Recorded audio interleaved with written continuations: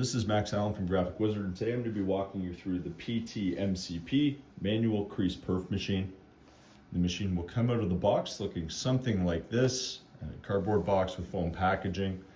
Remove the device from the box and put it on your work table, making sure it's high enough that it's going to be ergonomic when you're pulling that handle. Underneath the machine and in the packaging, you're going to find a couple of accessories that will ship with this model.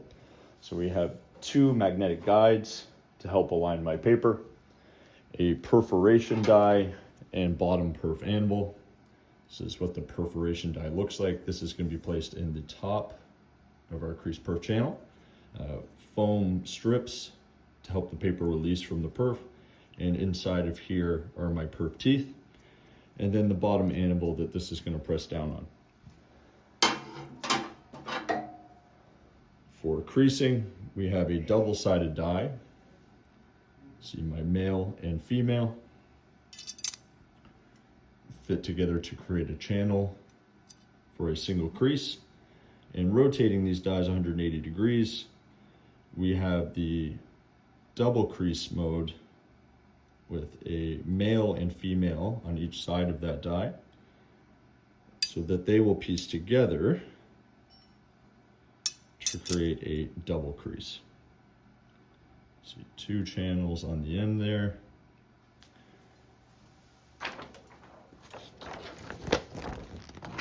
And create something like this for a perfect bound book. So we have our male and female spine and hinge.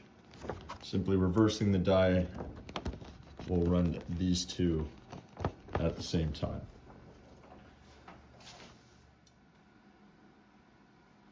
Now, when I'm setting up my creasing and perforating, I have my 2 magnets shipped with the machine. Our side guide here, you'll see that you have numbers along the side, and I can use this to align for my various creasing and perforating jobs.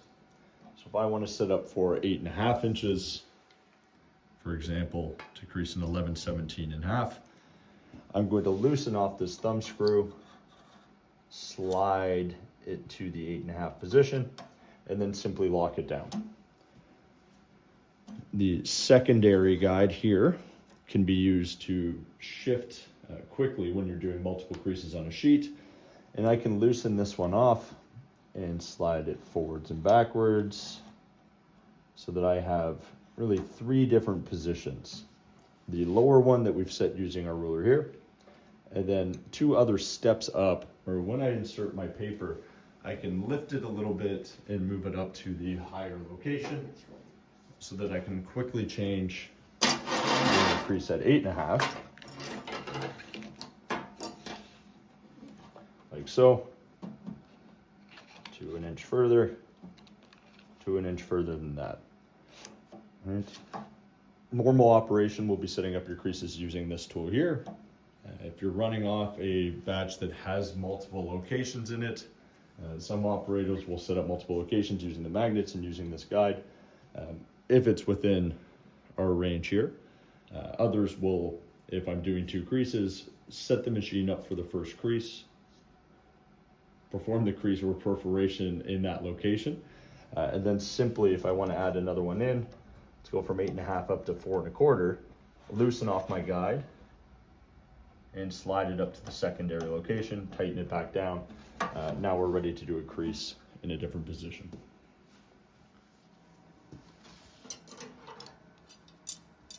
So here we're going to insert our creasing die, and we're going to use the single crease.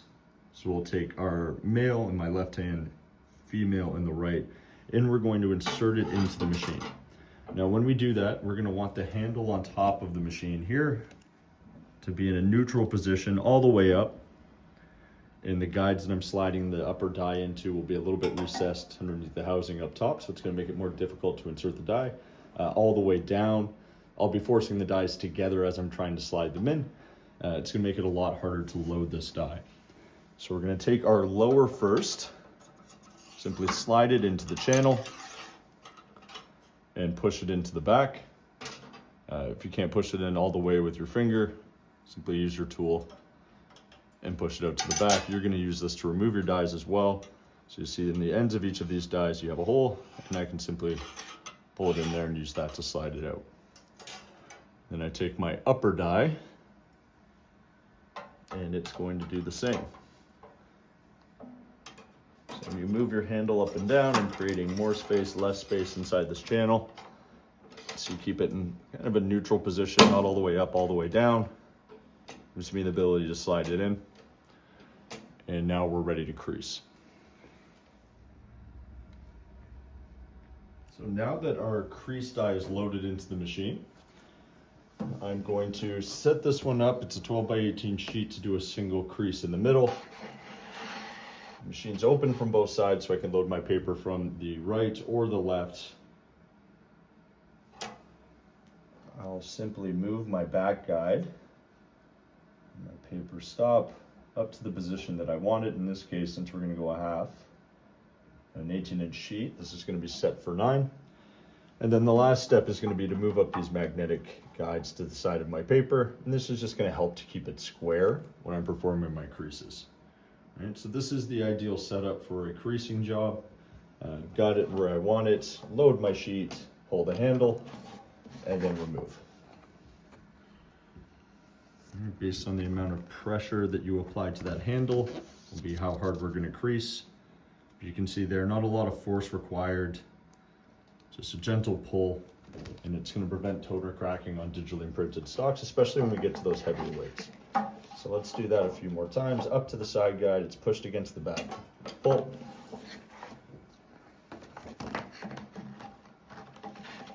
Up to the side guide. Pull.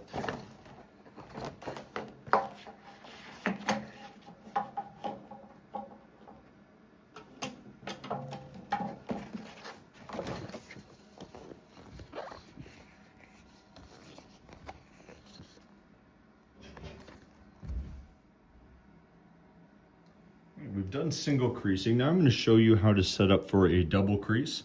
So instead of using the single side of the die, the male or the female, we're just going to rotate those so that we have the side with the 2 males and the 2 females on the outside. These dies are loaded exactly the same way. So my lower die, I'm just going to slot into the channel and push it to the back. When I load my upper, I'm going to make sure that the male part of the die is rotated so that it lines up with the female on the bottom. It can be put in the other way as well. So you want to double check before you slide it into the machine or before you run a job that both of those are pressed in correctly, go in the right direction, and we're ready to go.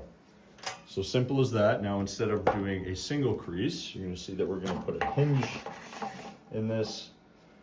Center of my sheet is at 9. We're going to go 1/4 inch over here and lock this in, and then pressing the handle. It's going to give me 2 locations. See here that I have my female and then the male. All right, so for the spine of my book, and then say the second one for a hinge. And just like any of the other dies, a little bit more pressure gives you a little bit of a deeper crease to prevent that toner cracking. All right, if we want to switch this around, put it in the other way, give it another pull. Now that you see we have 4 locations, 2 male, 2 female. Provided our print is centered, that gives us a spine and hinges for a perfect bound book. And lastly, on the functions on the PT MCP, we're going to insert our perf rule. So I have the hardened anvil for the bottom of the perf, my perf rule on the top. And again, we're going to go with a neutral position. Slide in my perforation die. This one, because there's a lower clearance, you'll find it a little bit easier to insert your top rule first and then lift up. If you're having troubles inserting the creasing dies, it's a good trick as well. Insert your top one while you have a little bit more space, and then simply move the handle all the way up to the upper position. That's going to give you a little bit more clearance so it's not hitting the other die as you go to slide these in. So that's the process of swapping from my crease to my perf. And then we'll do a sample perforation job here. And we're going to set this one a little bit lower down. So my perf location to the top of the sheet is going to be 11 inches in. Push it to the back, make sure my guides are snug so the sheet's going to stay square, and we just press the handle down. Right, now instead of creasing the sheet, we've perforated.